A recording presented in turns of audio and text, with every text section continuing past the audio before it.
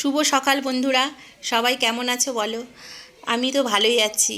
আজ হচ্ছে শনিবার, আর আমি এখন রয়েছি বাপের বাড়িতে, তোমরা সবাই জানো।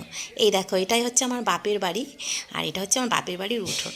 আর এই চারিপাশটা হচ্ছে, এগুলো আমার জেঠিমা কাকিমাদের ঘর।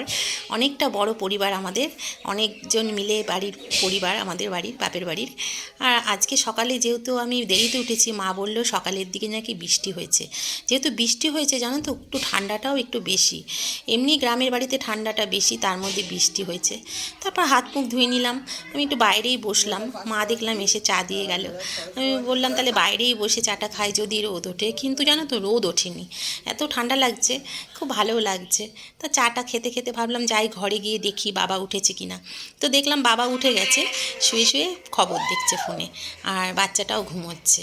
তারপর গেলাম মা কী করছে দেখি। তো মায়ের রান্না হয়ে গেছে, আর আমার জন্য জলখাবার বানাচ্ছে। আমি যেহেতু ভাত খাই না, মা আমার জন্য পাউরুটি করে দিয়েছে। তা মা বললো তুই খেয়ে নে।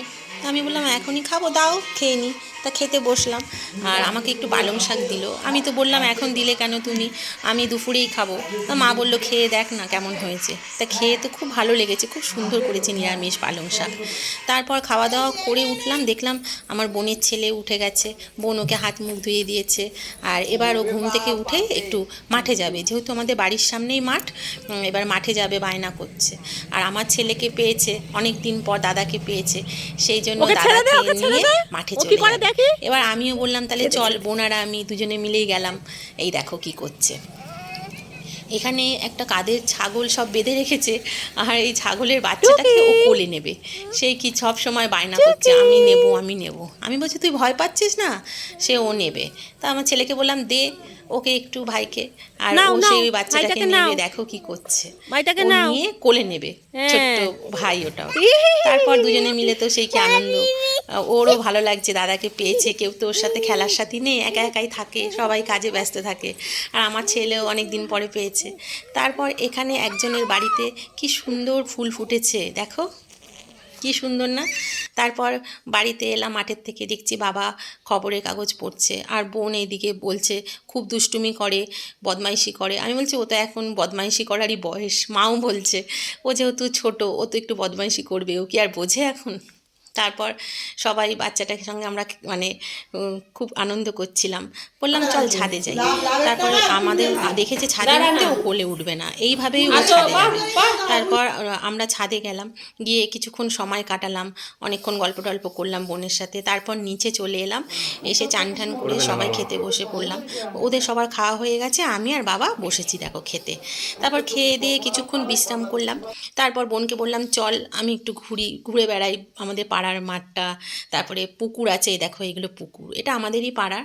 একটু বোন আর আমি দুজনে মিলে হাঁটতে বেরিয়েছিলাম বিকেলবেলা। বোনেরও সময় হয় না কাজের চাপে, তা আমার জন্য ও ছুটি করে রেখেছে দুদিন। আর আমি আর বোন দুজনে মিলে বিকেলবেলাটা এরকম হেঁটে হেঁটে ঘুরে দেখছিলাম গ্রামটা। আর এইখানে চারিপাশে মানে এত জমি আছে তোমরা জানো না, খুব সুন্দর লাগে। আর বিকেল মানে সন্ধে হওয়ার মুহূর্তটা খুব ভালো লাগে এখানকার। অনেক ছোটোবেলার স্মৃতি জড়িয়ে রয়েছে যেহেতু, মানে আমার তো মনটা এখানে আসলেই খুব ভালো লাগে। যাদের ছাগল সবাই সন্ধে হয়ে যাবে নিয়ে ঘরে ঢোকাচ্ছে, সব ফিরছে যে যার বাড়ি বিকেলবেলা। তারপর আর এখানে সব জানো তো, এই দেখো জমিগুলো দেখতে পাচ্ছ, এই জমিগুলোতে ধান চাষ হয়, ধানের সময় আলুর সময় আলু চাষ হয়।